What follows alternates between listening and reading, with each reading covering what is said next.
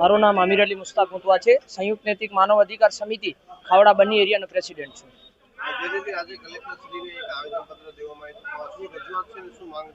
આજરોજ બધા માલધારીઓ જેમાં બેરંડિયારાથી કરી અને દોરડો સુધી બધા માલધારીઓ એકત્રિત થઈ અને કલેક્ટરને એ બાબતે આવેદનપત્ર આપવામાં આવ્યું હતું કે બન્ની વિસ્તાર ચરિયાણનો વિસ્તાર છે અને બન્નીની લાખીણી ભેંસ પોતાની આદત મુજબ ચરિયાણમાં જતી હોય છે ત્યારે વચ્ચે રોડ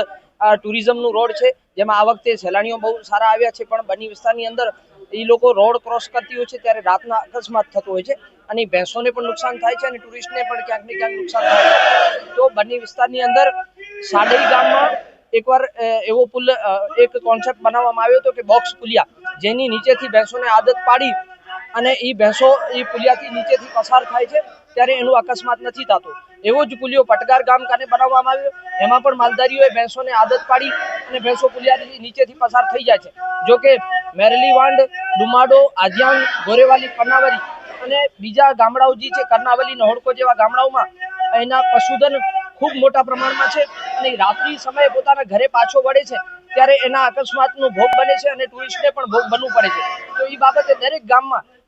જે પહેલાથી પુલિયા પાણીની અવરજવર માટે બનેલા છે અને બોક્સ પુલિયા બનાવી અને માલધારીઓને પણ સવલત થાય અને પાણી પણ પસાર થઈ જાય અને ટુરિસ્ટોને પણ કોઈ અગવડતા ન થાય એ બાબતે આજે અમારી રજૂઆત હતી।